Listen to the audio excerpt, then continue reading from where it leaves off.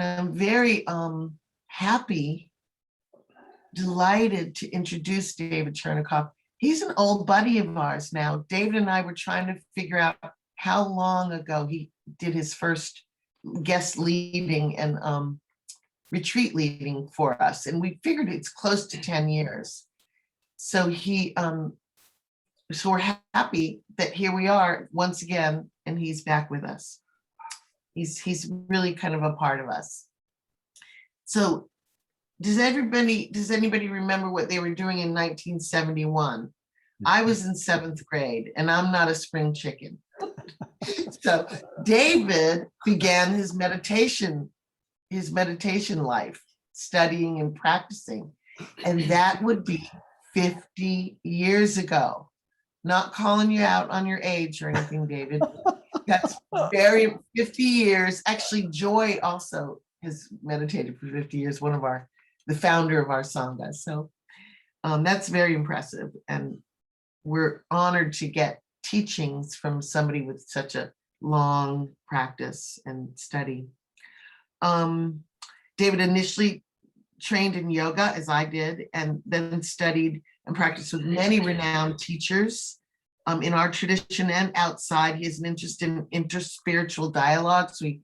He studied with Judeo-Christian spiritual leaders, and I think that makes David's teaching rich and interesting. So he's one of the guiding teachers of IMCC, Insight Meditation Community of Colorado. He's a spiritual counselor and a life coach, and we will find out later. I'll help you know how to support his work and support him for his leading us this evening. So a big welcome from Boulder, Colorado. We're all the way to our living rooms in North Carolina and beyond, actually. Welcome, David Chernikoff. We're so happy you're here with us. So happy. Thank you. Thank you, Debbie. You're welcome. Let me just check and see if you can all hear me okay. Can I see a thumbs up or something? Oh, terrific. Yes. Occasionally the technology goddess cooperates. It's always good news when she does. Mm-hmm. I'd like to add my welcome to Debbie's. It's a delight to be with you without having to get on a plane, actually. And I see some familiar faces and some new faces. So welcome to all of you. Hello again if we've met before, and hello for the first time if we haven't.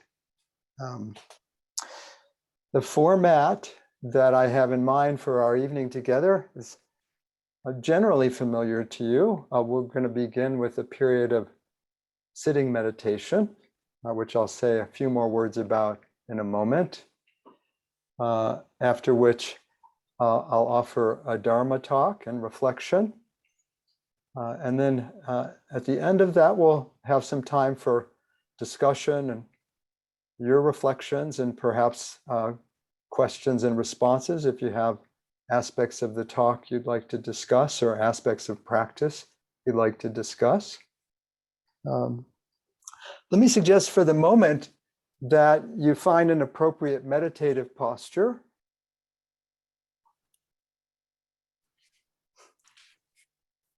Take a moment to help yourself settle, particularly if you're coming off an active day.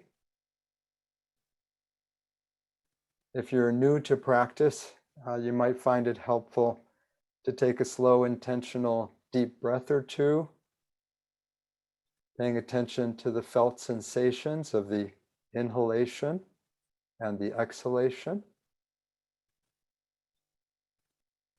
And after you've taken one or two of those deep breaths, then allow your breath to become natural without controlling or manipulating it. Rather, letting yourself be breathed by life as you sit and settle back into the moment. Tibetans refer to this as profound simplicity, a capacity we have to rest in simple presence and become familiar with and comfortable in our own being.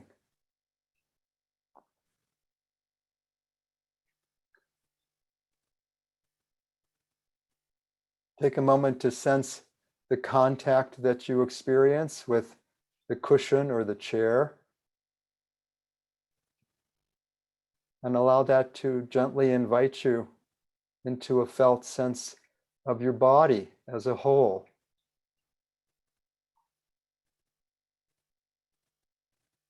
And to the extent possible, gently releasing any sense of holding in your body by letting the earth fully and completely support you as it has for your whole life.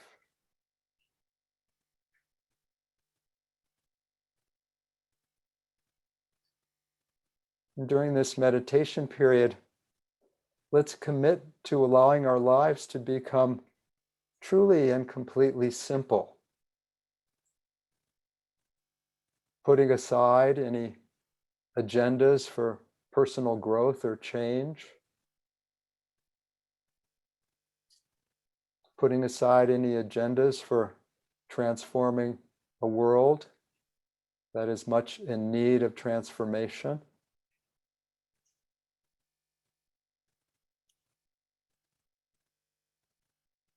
Giving ourselves to the earth, accepting its support, and resting in our own being.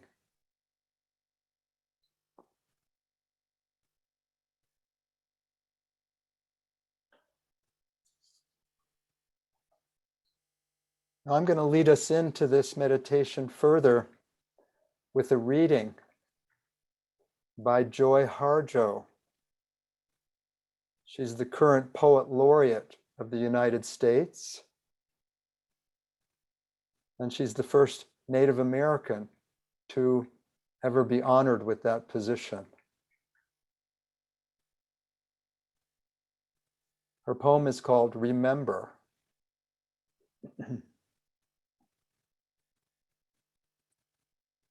Remember the sky that you were born under. Know each of the stars' stories.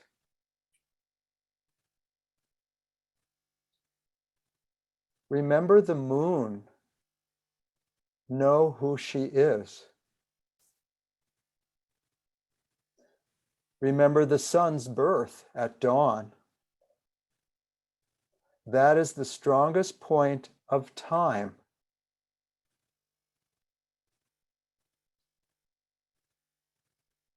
Remember sundown and the giving away to night.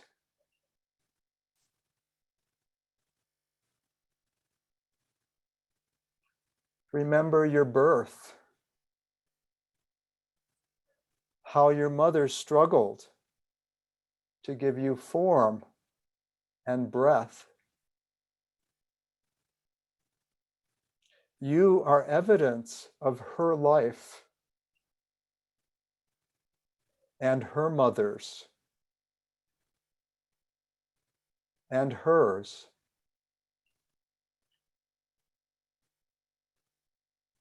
Remember your father. He is your life also.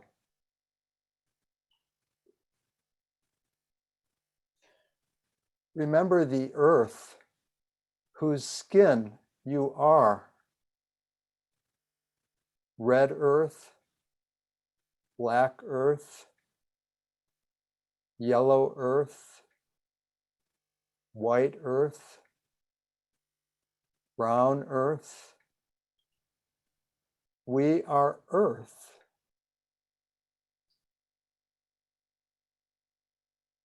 Remember the plants, trees, animal life,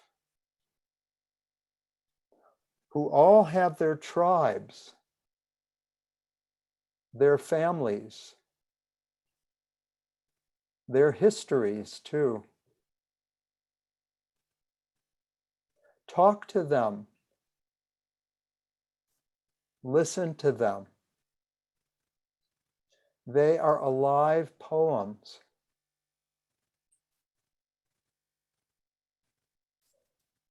Remember the wind. Remember her voice. She knows the origin of the universe. Remember, you are all people, and all people are you.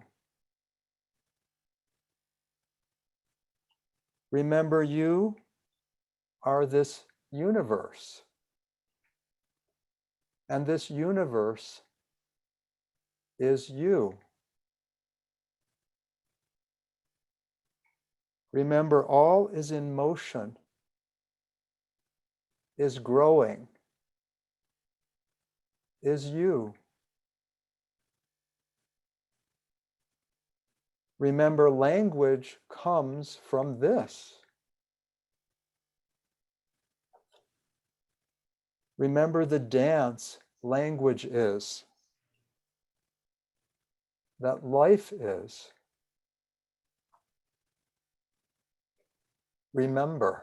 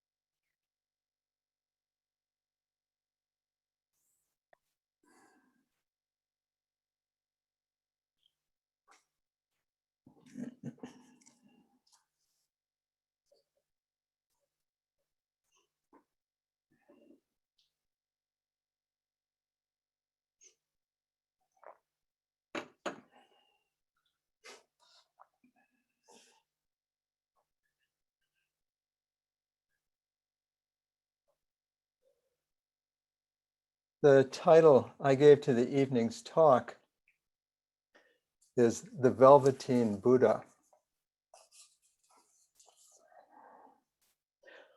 Where this title comes from is an experience I had a few months ago, in which I was reflecting upon what it's been like these last 14 or 15 months since we went into stay-at-home mode and have been dealing with the COVID-19 pandemic. And I realized that when I was reflecting upon what we've been experiencing, both on the level of current events and in the life of myself and my family, that one of the primary experiences I've noticed is a profound sense of vulnerability. I thought about, for example, the pandemic itself and all of the uncertainty that generated in many of our lives and the kind of disruption that it created for many of us and certainly for people all over our planet. I reflected upon the events that involved the death of George Floyd and the Black Lives Matter movement and all of what followed and the implications of that in our society. I considered the ecological crises that we've been living with now for a number of years and the number and frequency of extreme weather events that we're seeing on our planet, our beautiful, precious, and fragile planet. I thought about the election, the incredible complexity and divisiveness of the recent election cycle, and the events of January 6th, the unprecedented events at the Capitol building in Washington, D.C.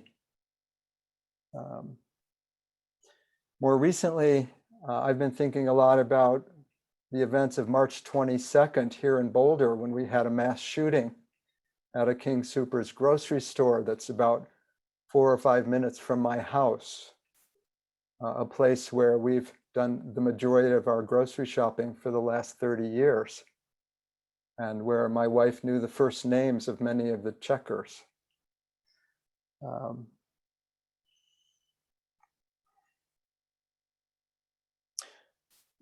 In a way, it's an understatement to say it's been an extraordinary time. And at the same moment, we've all been presented with the challenge of how to work with it. So when I was in the midst of this reflection, I was in my home office and I just felt my eyes pulled toward this one part of my bookshelf to an old favorite book from many years ago that I was introduced to as a child, and that later came back into my life when I started to teach conscious aging programs about 20 some years ago, when I was the education and training director for a conscious aging organization here in Boulder that was then called the Spiritual Eldering Institute, and now is called Saging International. And that was the book, The Velveteen Rabbit. Now, exactly why I felt drawn to that book wasn't clear to me until I took it off the shelf and I opened it and I saw that I had it page marked in a particular section that I had used in a talk I gave to a conscious aging workshop. And I want to share that particular section with you. It takes place in where much of the book takes place, in the nursery, where many of the toys and stuffed animals are kept. The skin horse had lived longer in the horse, understand all about it. What is real? Asked the rabbit one day when they were lying side by side near the nursery fender before Nana came to tidy the room. Does it mean having things that buzz inside you and a stick-out handle? Real isn't how you are made, said the skin horse. It's a thing that happens to you. When a child loves you for a long, long time, not just to play with, but really loves you, then you become real. Does it hurt? Asked the rabbit. Sometimes, said the skin horse, for he was always truthful. When you are real, you don't mind being hurt. Does it happen all at once? Like being wound up? He asked, or bit by bit? It doesn't happen all at once, said the skin horse. You become. It takes a long time. That's why it doesn't often happen to people who break easily or have sharp edges or who have to be carefully kept. Generally, by the time you become real, most of your hair has been loved off and your eyes drop out and you get loose in the joints and very shabby. But these things don't really matter at all, because once you are real, you can't be ugly, except to people who don't understand. I suppose you are real, said the rabbit. And then he wished he had not said it, for he thought the skin horse might be sensitive. But the skin horse only smiled. The boy's uncle made me real, he said. That was a great many years ago. But once you are real, you can't become unreal again. It lasts for always. The rabbit sighed. He thought it would be a long time before this magic called real happened to him. He longed to become real, to know what it felt like. And yet, the idea of growing shabby and losing his eyes and whiskers was rather sad. He wished he could become it without these uncomfortable things happening to him.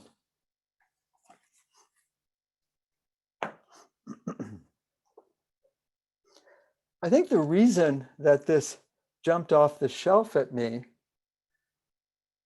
is because I see some very clear parallels between the process of spiritual awakening and the process that the skin horse calls becoming real.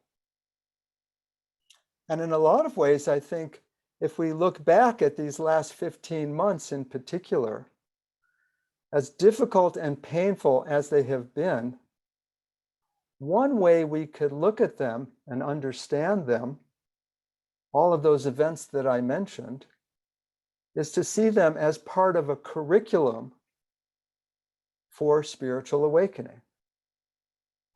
There's a saying I heard when I lived in Nepal in the 1980s that I revisit periodically when I'm going through difficult times. They say that the world is like a grinding stone. It will either grind you up or it will turn you into something beautiful. My understanding of the Dharma and other authentic contemplative teachings is that they offer us incredible wisdom and guidance for learning how to be turned into something beautiful rather than getting ground up when we go through periods like what we've been living through in the last 14 or 15 months. In the Zen tradition, for example, it's taught that we live on two levels simultaneously. One of them refers to what's called strong back, where we're like the skin horse and we have a wise, seasoned perspective and a view of life which allows us to remain equanimous and balanced and peaceful, regardless of what's happening on the external level. The other, the complement to strong back is what's called soft front. That is, we have to, at the same time as we are being the skin horse, be the Velveteen Rabbit. That is, acknowledge the vulnerability and the fragility of our humanness, and the fact that we often feel grief and confusion and loss and sadness and anger and craving and all of the universals that make human beings what we are.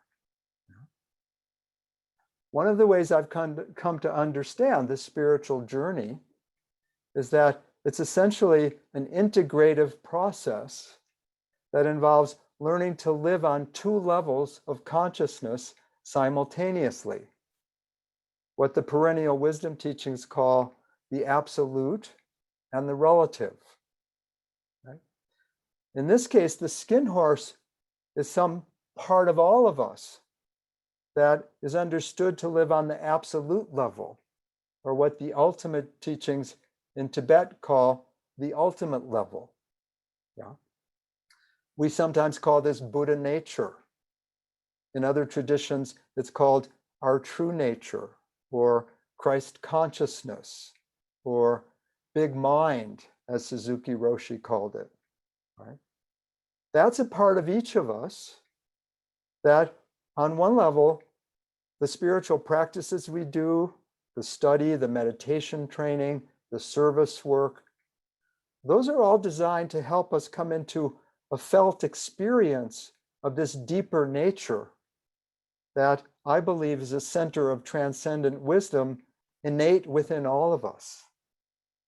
It's a capacity that every one of us has, and it can be actualized and brought to full fruition by various practices and teachings that offer us maps and guidelines for how to step into and own and acknowledge that deeper part of ourselves.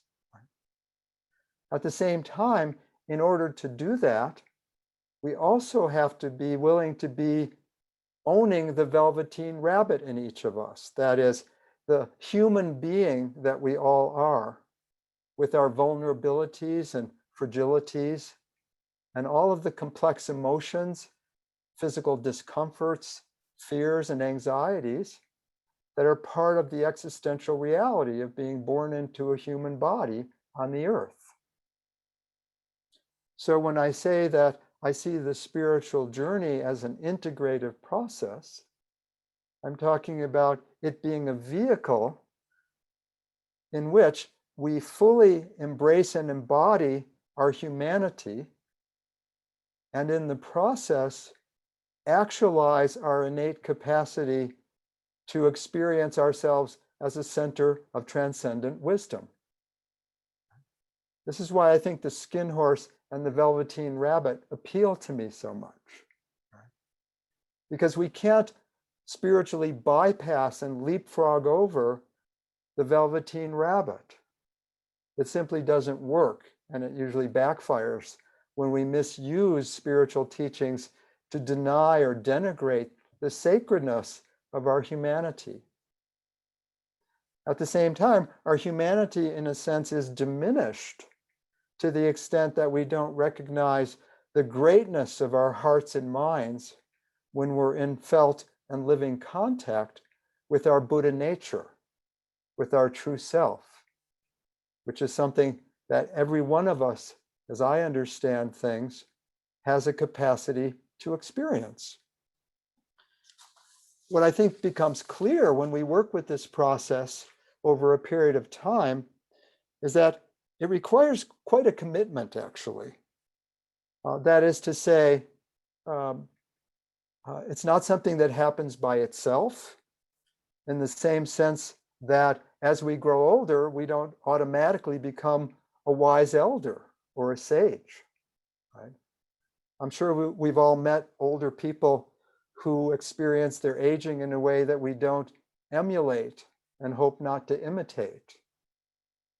On the other hand, we've also probably met wise elders, hopefully, who seem to really be at home with their elderhood and the wisdom attendant to that stage in their lives.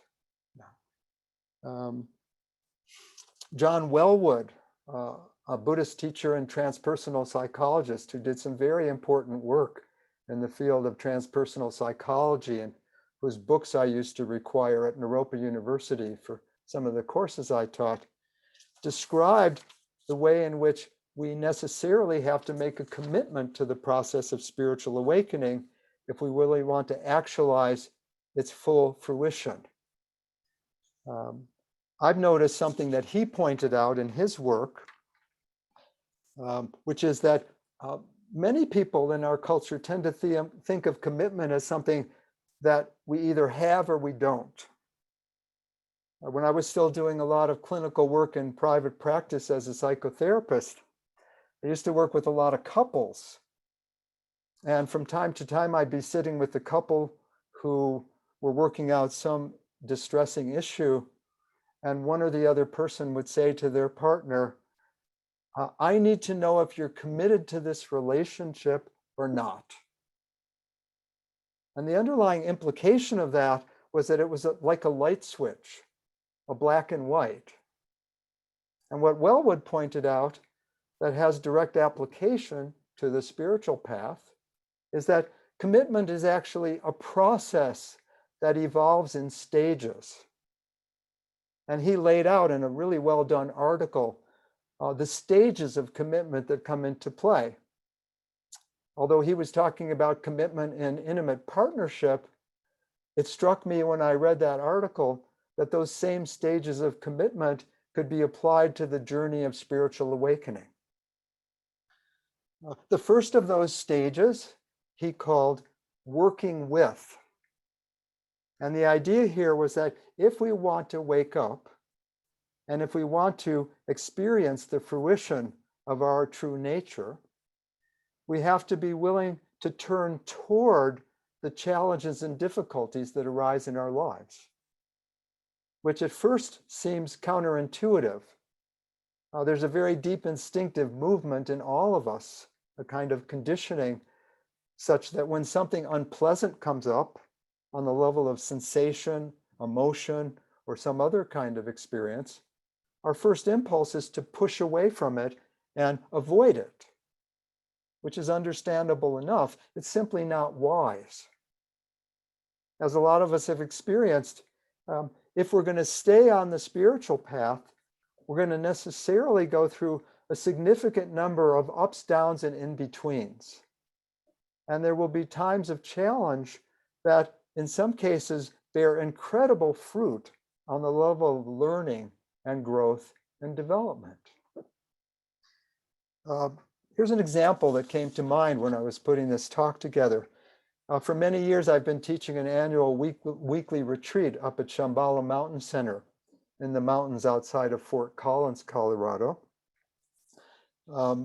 It's a wonderful gathering. It's a great time of the year to be in a very beautiful place at about 8,500 feet. And several years ago, there was someone on that retreat who, after the first day of sitting practice, put up a note and asked to talk to me, and came to talk to me about the fact that she was having what clinicians call breakthrough experiences related to some trauma that had occurred in her early childhood that she'd been completely unaware of. And it was extremely difficult what was coming into her awareness, and she wanted some guidance from me about how to work with it in relation to the sitting practice and the retreat. So I told her to put up a note and let me know when she needed support from me or my assistant teacher, who also had a therapeutic training background.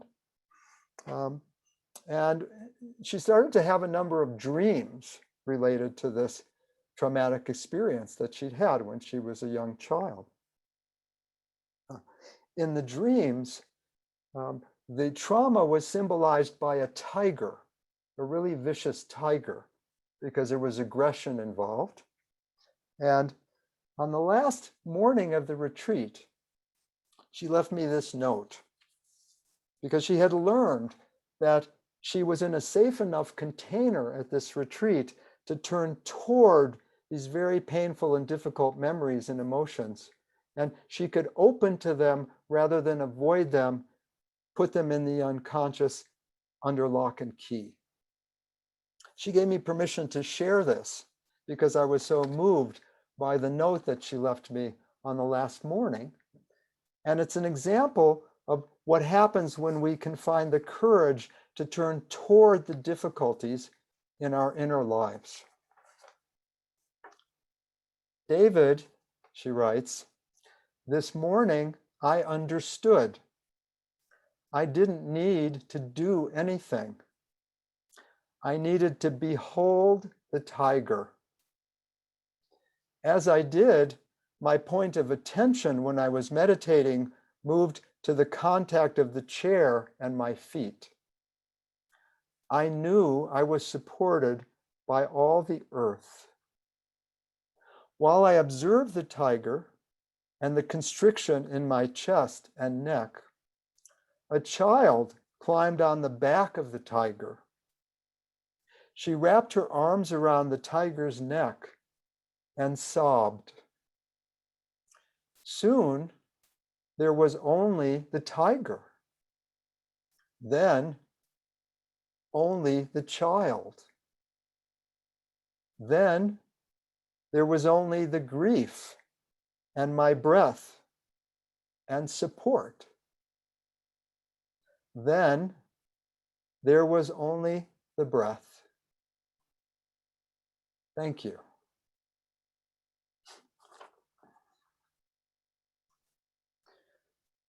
So we turn toward rather than push away from the vulnerable places. And oftentimes we find out by going through the center of those, we come into contact with a deeper and more spacious and compassionate part of our very own self.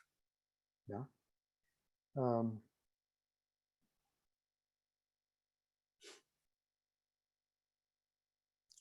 I had a similar experience of my own, actually. Interestingly, this is where Wellwood talks about the second level of this commitment process. The first level is working with, in the way that this individual did. The second level, which builds on the first, he called getting beyond me first. Right? And this is associated with something that the Christian contemplative Thomas Merton called affective suffering. How's that for an unusual phrase? Right? When I first heard that phrase, I found it really irritating. I remember thinking to myself, why would anyone want to suffer effectively? I mean, who wants to suffer at all? The backstory on that phrase is that Merton, as some of you may know, if you've ever studied his work or his biography, Merton was an incredible bohemian for many, many years before he did a real 180-degree turn and decided to become a Trappist monk. And as some of you may know, the order of Cistercians in the Trappist tradition is one of the most ascetic and strictest of all the religious orders that people can be a Christian monastic in. So the minds of many of Merton's friends were completely blown by this decision on his part. And one of them said to him, why in the world would you want to do that, right? Aren't you going to suffer? And Merton said this interesting thing. He said, I didn't become a Trappist monk so that I would suffer more than other people. I did it so that I could learn to suffer more effectively. So let's unpack this unusual phrase for a second, right? One of the things that it points out that is difficult for most of us to hear is that from the standpoint of spiritual awakening, suffering is functional. It's not desirable. I wouldn't and you wouldn't wish it on ourselves or anyone else. But it appears that the First Noble Truth is called the First Noble Truth because it's true. That is to say, suffering seems to be an existential given at certain times in our lives as human beings. And at such times, it often feels and appears to be unavoidable. So since that's the case, the question that arises is, what's a wise way to work with it that can serve this integrative process of learning to live on two levels of consciousness simultaneously? Yeah. What we recognize is that one of the ways that suffering is functional is that it deepens our compassion for others. If I have deeply experienced grief, the details of what my loss may be different than your experience of grief. However, I will be able to show up for you with an open heart and a sense of presence because I know what grief is about. Right? I can still feel in my own heart how my father's sudden death from a massive heart attack when I was 13 played a major role in my choice to be directing hospice programs 20 years later when I was 33. And teaching people about grief and sharing what I learned in the fire of that transformation when my father died quite suddenly and unexpectedly, with no signal of illness whatsoever.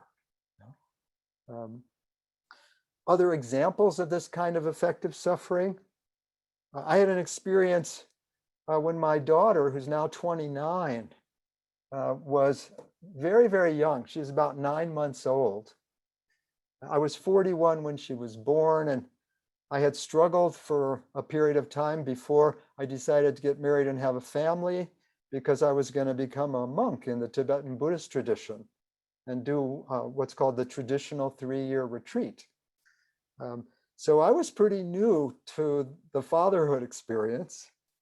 The day she was born, I started worrying about how I was going to pay for her college.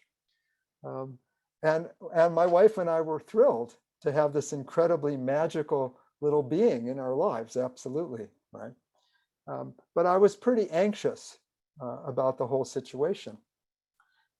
Our daughter was not a sleeper for about the first year and a quarter. So my wife and I would take turns at various times, getting up during the night and helping to calm her and help her get back to sleep. The backstory to this story is that I was in private practice as a psychotherapist at that time and had been for a number of years. I felt pretty good about my work. However, there was one population that I had trouble opening my heart to. And it was really disturbing to me because I had done a lot of meditation and compassion practice and so forth.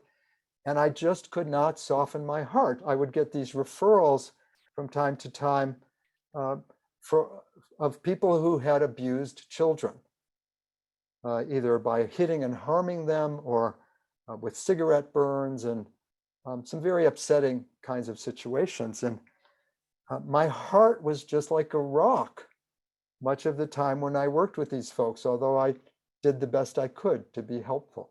Yeah. So that's a little bit of relevant context here. One particular night when my daughter was about 9 months, she was up and crying quite a bit and not sleeping. And I had a big day with presentations and classes to teach and clients to see the next day. And about 3:30 in the morning, I was in our living room. I used to kind of hold her on my shoulder and walk back and forth and chant Sanskrit mantras to her to see if I could get her to calm down a little bit. And I was really coming toward a breaking point because she wouldn't stop crying and so forth.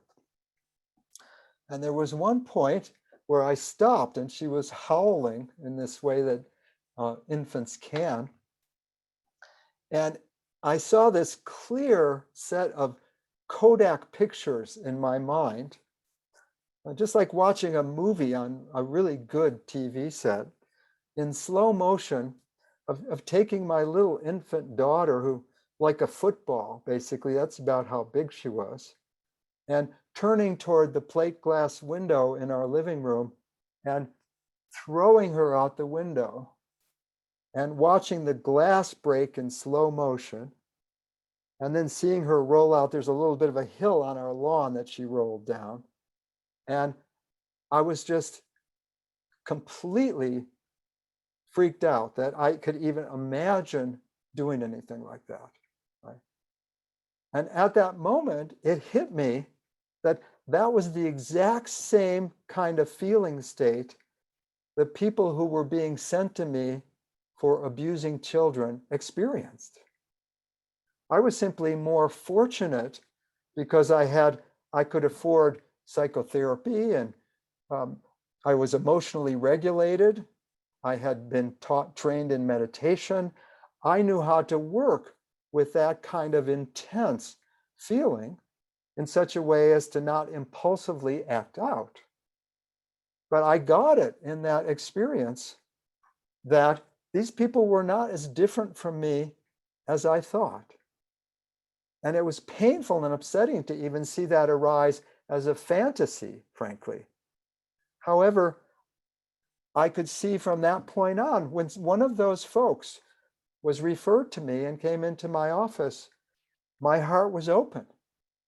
I could see how the suffering of that experience, which was very upsetting to me, helped me understand and let go of this righteous position that, quote unquote, I can't see how anyone would ever do that to a child. Right? So when we talk about effective suffering, that's the kind of thing we're talking about. That is, our experiences soften and open our heart like tenderizer, right? And we are better able to be in the world as what I call wounded healers, what Buddhist tradition calls bodhisattvas, right? Who work on ourselves in such a way as to support our own happiness and well-being, and simultaneously so that we can be greater instruments for the relief of suffering in the world when we move out into the world. That's what we mean by effective suffering.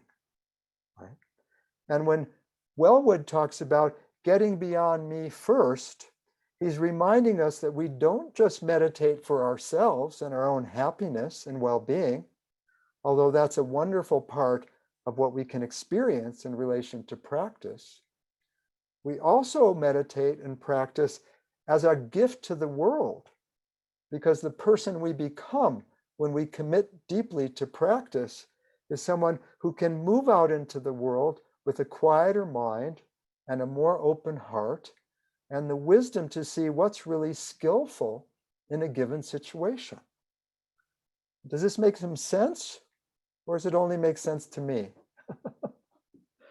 Pema Chodron talked about this in one of her books. And I love the way she talked about this. She describes a letter she got from a young woman. And you can see the same kind of process of effective suffering, what Tibetans call turning poison into medicine, in this young woman's experience. This is Pema. A young woman wrote to me about finding herself in a small town in the Middle East, surrounded by people jeering, yelling, and threatening to throw stones at her and her friends simply because they were Americans. Of course, she was terrified, and what happened to her is interesting. Suddenly, she identified with every person throughout history who had ever been scorned and hated.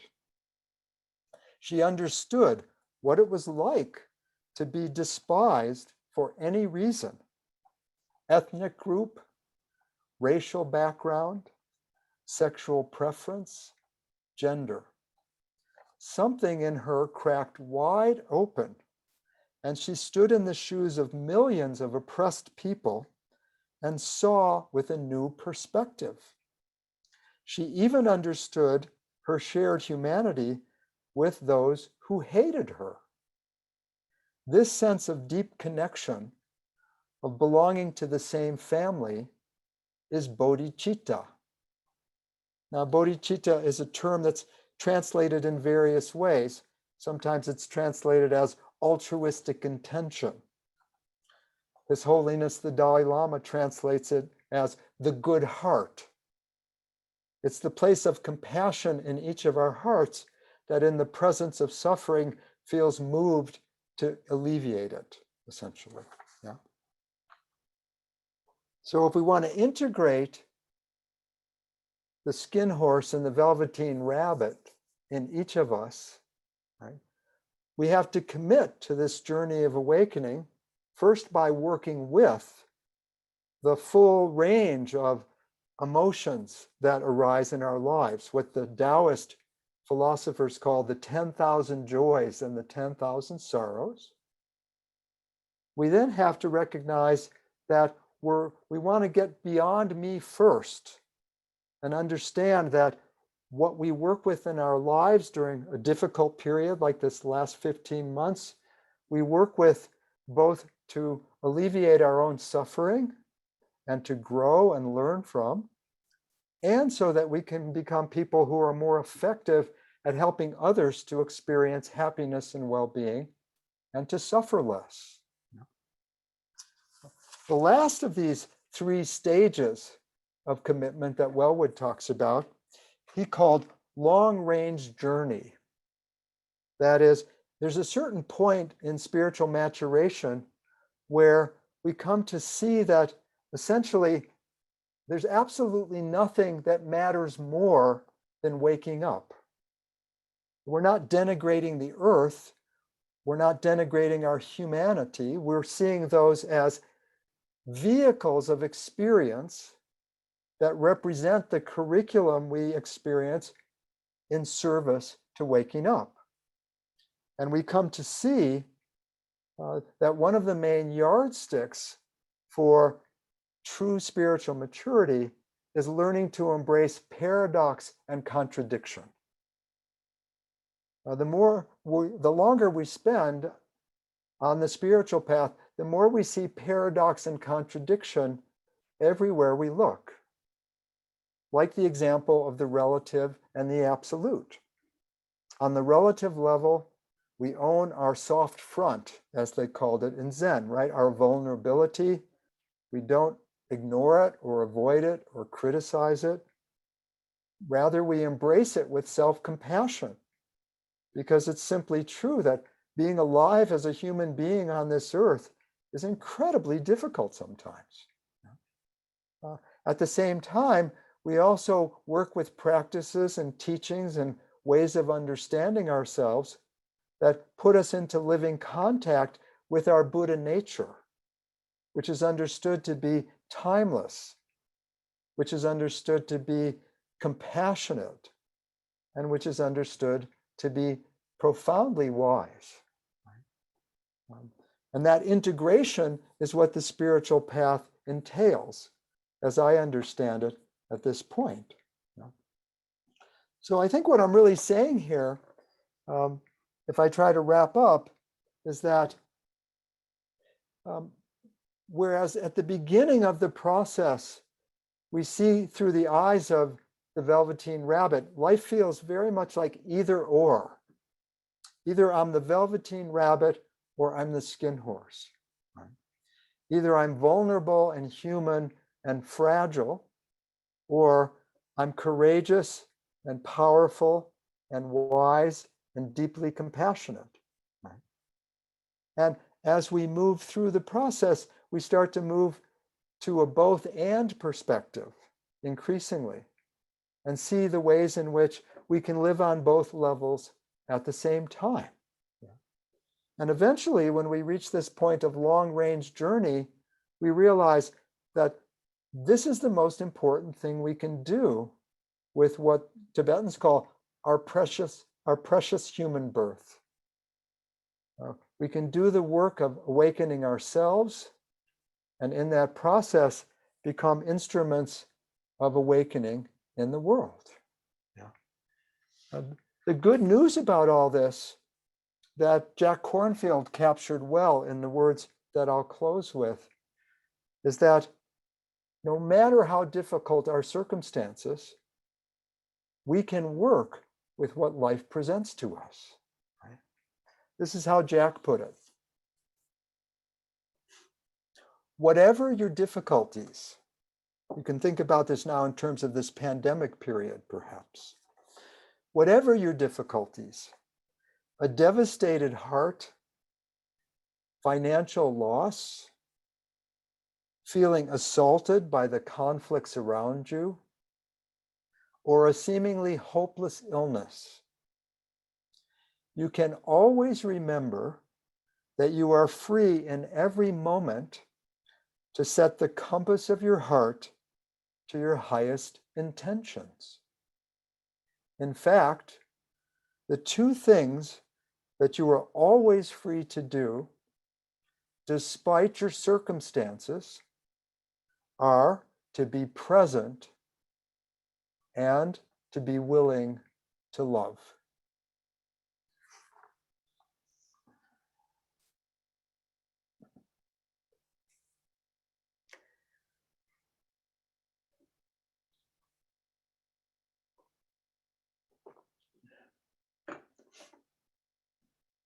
So I wanted to make a point of allowing some time for some comments or reflections or discussion.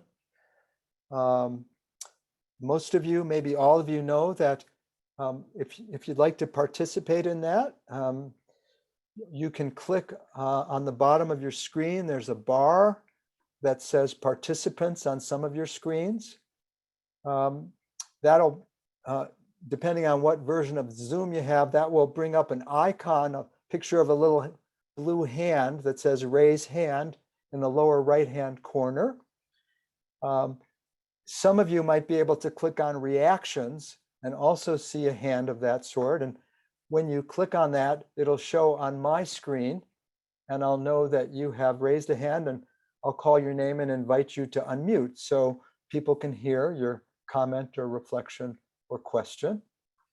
And let me just open it up a little bit and see if any of this resonates with you, or if you have comments or questions or reflections. We can have some conversation, perhaps. Right? Angela, would you go ahead and unmute, please? Yes, can you hear me? Yes. Yeah, speak a little loud though, so people can hear you. Yeah. Thanks. That was a great talk. I really appreciated it. And always timely.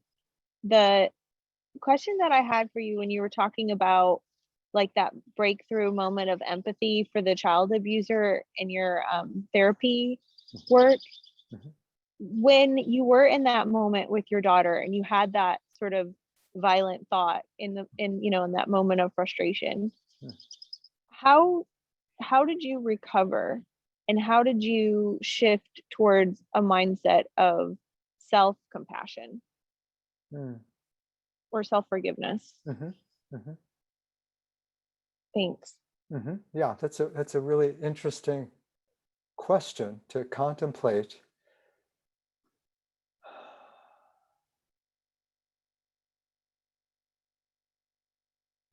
The first feeling I had when the insight came that I was not so different from these other people was the one I described in the talk, when I said I was just more fortunate than these other people, right? I had images of my meditation teachers, of some of the really excellent psychotherapists I had worked with, and I could see right in that moment how they had given me tools and skills that enabled me not to reflexively act that impulse out. Yeah? And that was part of it, that gratitude And then I later reflected on the experience and talked to some of my close friends about it who were Dharma practitioners. And I saw what essentially in Buddhist practice we would call causes and conditions, right? That there are karmic patterns that get established by our early experiences. And I could see how the anxiety that was part of the buildup in that experience for me, and the upset and the nervousness about what was going to happen the next day and so forth, was all conditioned by previous experiences. And I was not in control of those experiences. For example, I grew up in a particular family where my mother had a very high baseline anxiety, partly related to the Holocaust, partly related to losing a family business during the Depression and so forth, right? And I could just see that certain causes and conditions had led me to feel that impulse, and other causes and conditions had led me to have the good fortune not to act on it. Yeah. So there was really nobody to blame, in the sense that I wasn't identifying with the solid self. I was seeing myself as a process who was no longer someone who would ever do anything like that, right? In a way, it was an insight into the nature of emptiness of self, as I think about it now. Right? When we start to shame ourselves and feel guilt and self-criticism, it's usually around a solidified sense of a small self and a belief in a kind of basic badness, if you will, right? I'm not a good person. And that's a place in which, out of confusion, I'm over-identifying with the small self and out of touch with that larger dimension of what we are that I called Buddha nature. Does that speak to it a little bit? Yeah.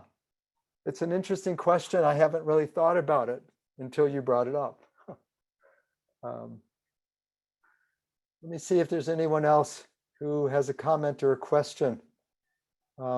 Perhaps you need a little extra credit for your grade. This would be one way to earn that through student participation. I had a reputation at Naropa for being one of the easier graders at the university, actually.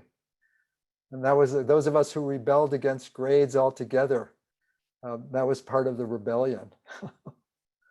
Some of us felt that grades actually inhibited the learning process more than it helped.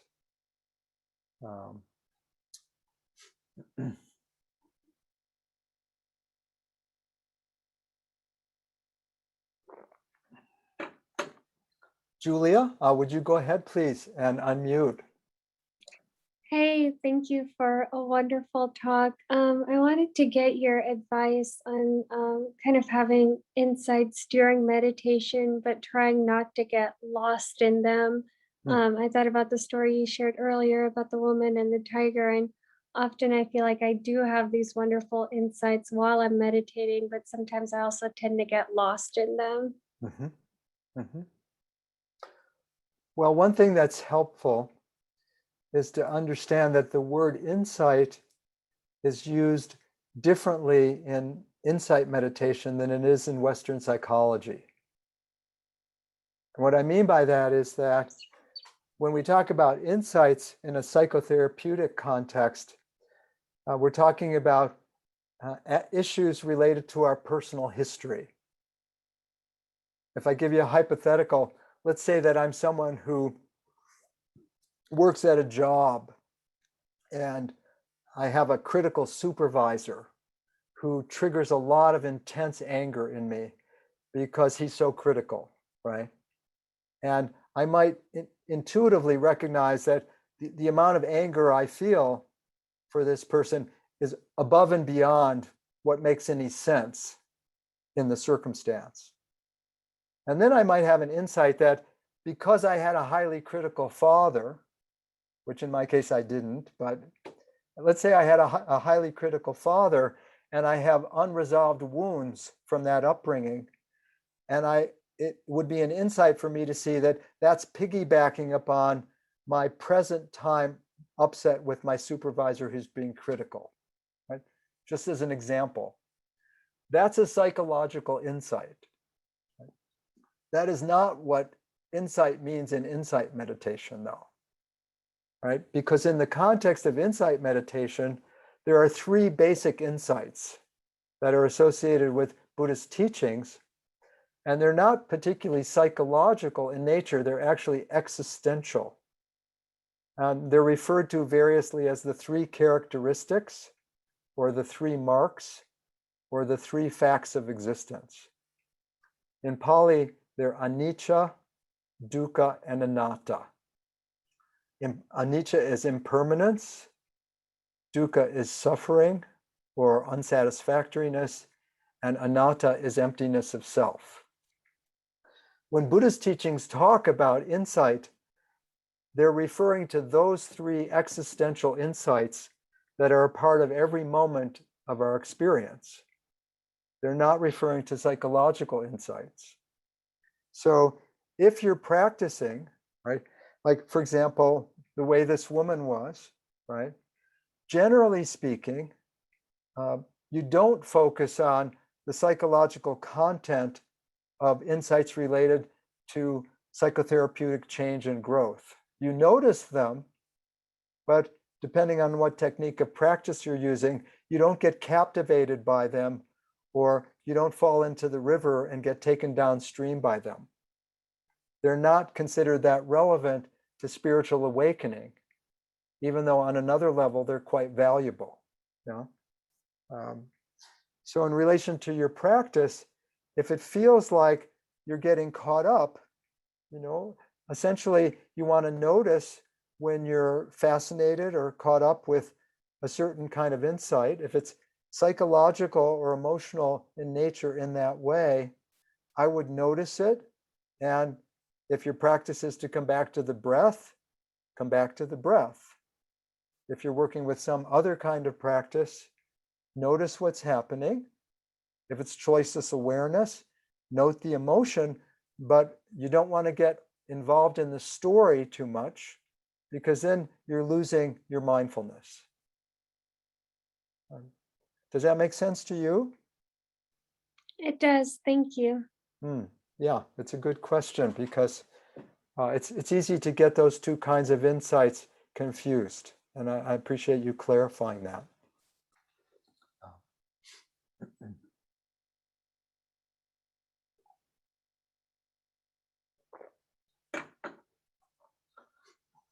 Anything else about this notion of vulnerability and its essential role in waking up, for example?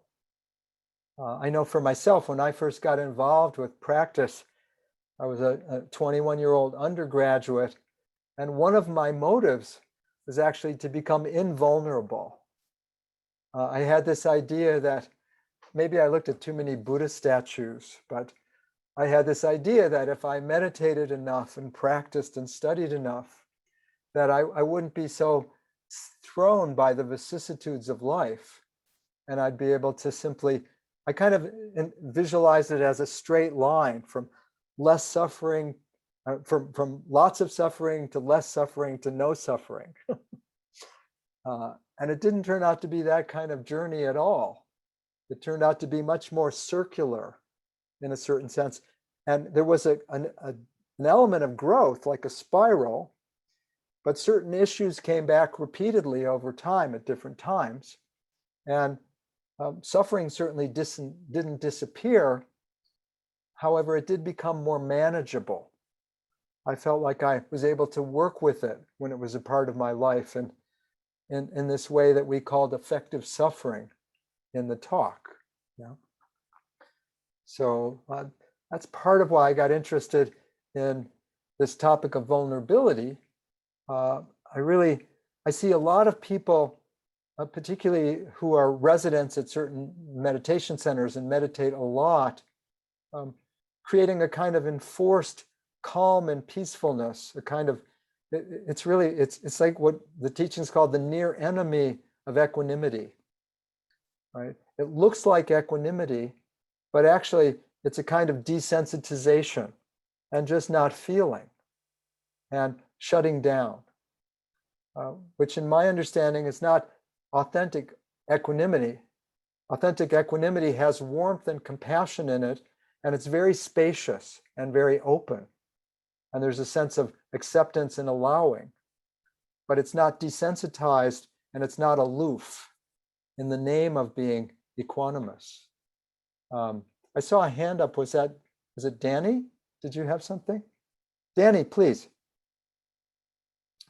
Go ahead and unmute if you would.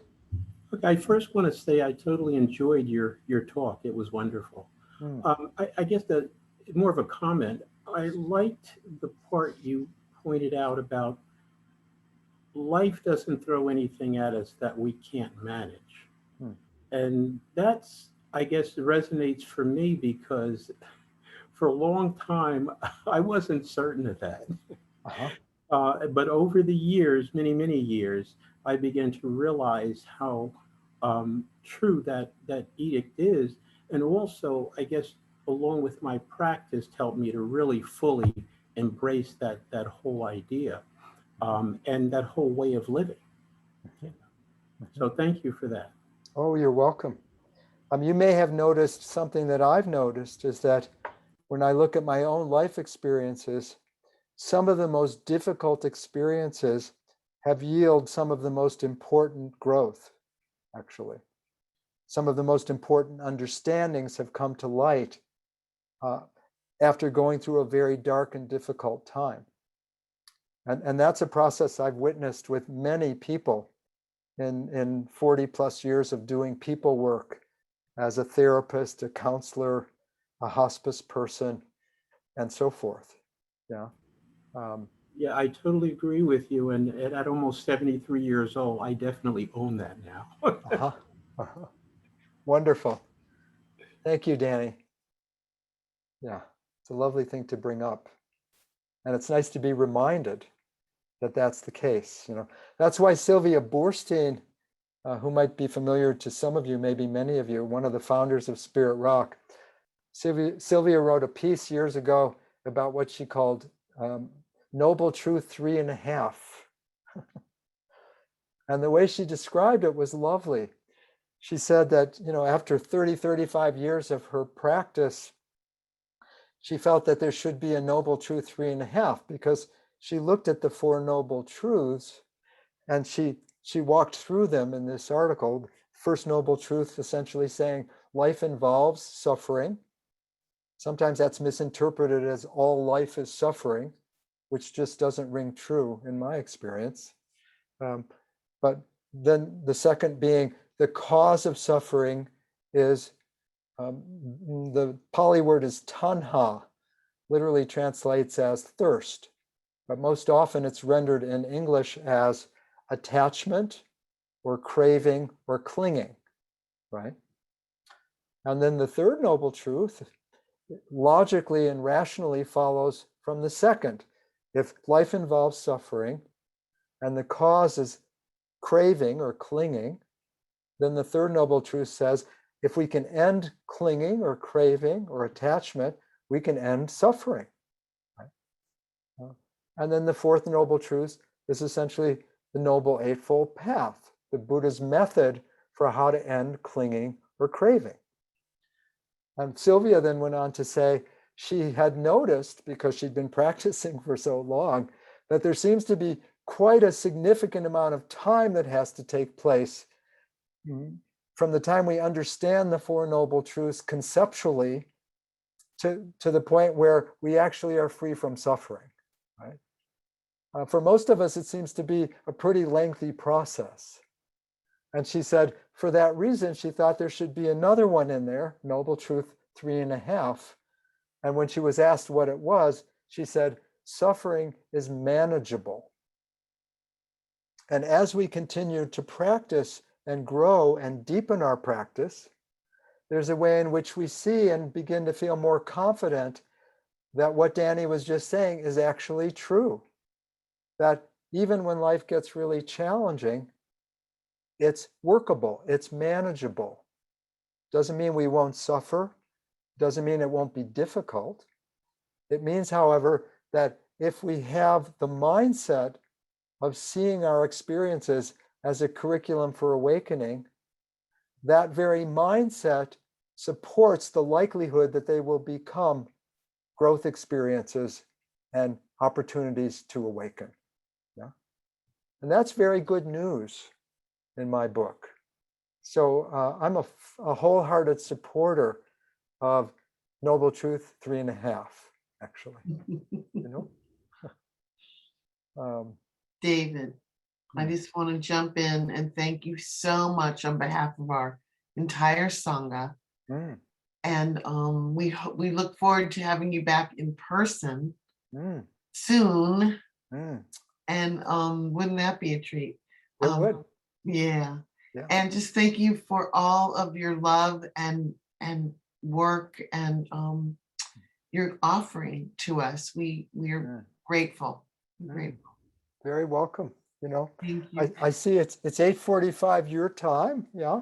That's correct. But before I hand it over to you to finish us up, I want to point out to everyone that if you would like to support David, you can, as it's on our website on the events page.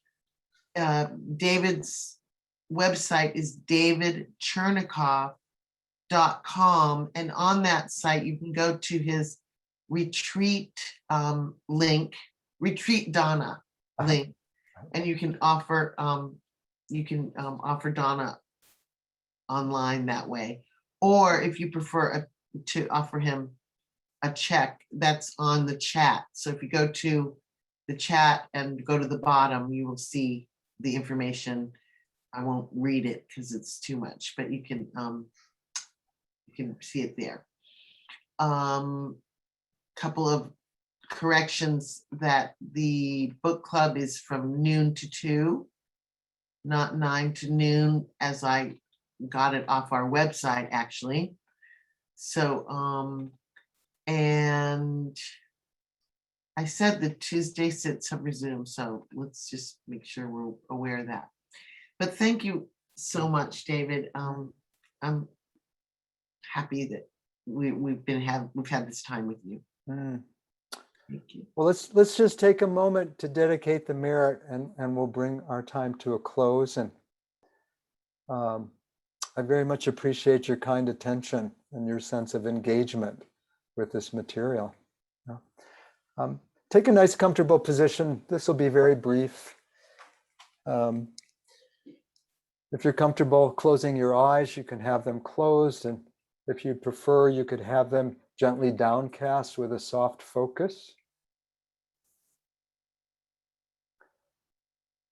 And for a few moments, take a few nice deep breaths into your heart center at the center of your chest, as if you could breathe in and out through that area.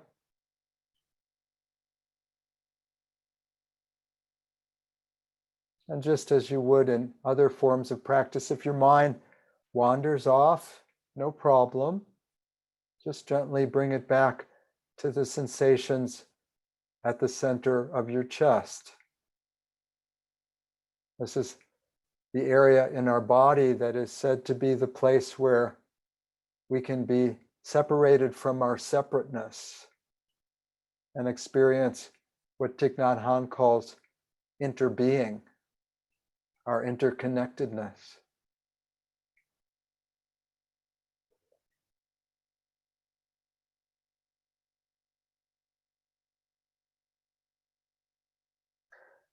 Let's take a moment to contact a place of gratitude to the extent that we can for the good fortune we share to be able to come together this way.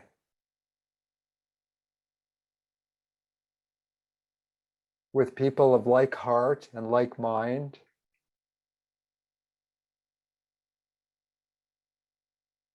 who share our aspiration to live in ways that are wise and loving and conscious.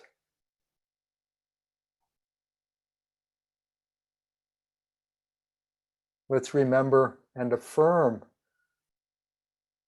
what I was saying in the talk about the way in which we work on ourselves in service to our own happiness and well-being, and simultaneously, so we can each become instruments of happiness and well-being when we move out into the world.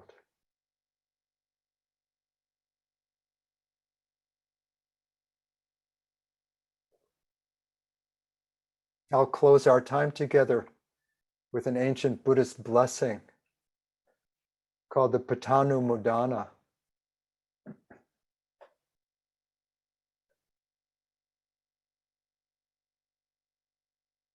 Just as water flowing in the streams and rivers fills the ocean, thus may all our moments of goodness touch and benefit all beings, those here now and those gone before.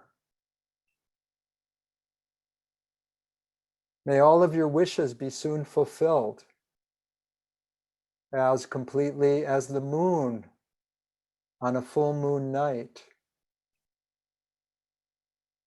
as successfully as from the wish-fulfilling gem. May all dangers be averted.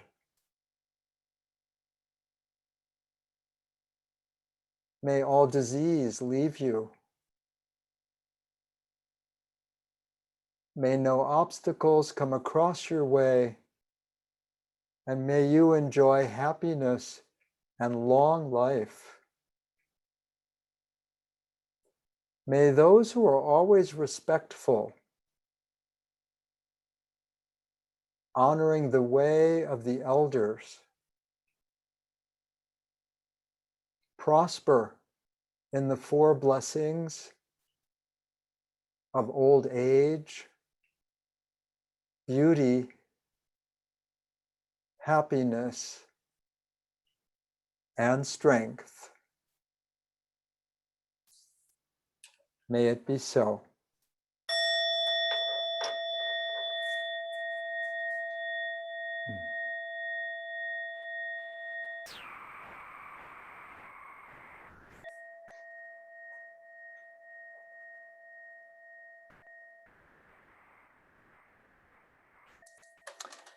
Everybody be well. Thank you. Be well and stay safe. And David. we'll look Thank you. forward to connecting next when the time is right, huh?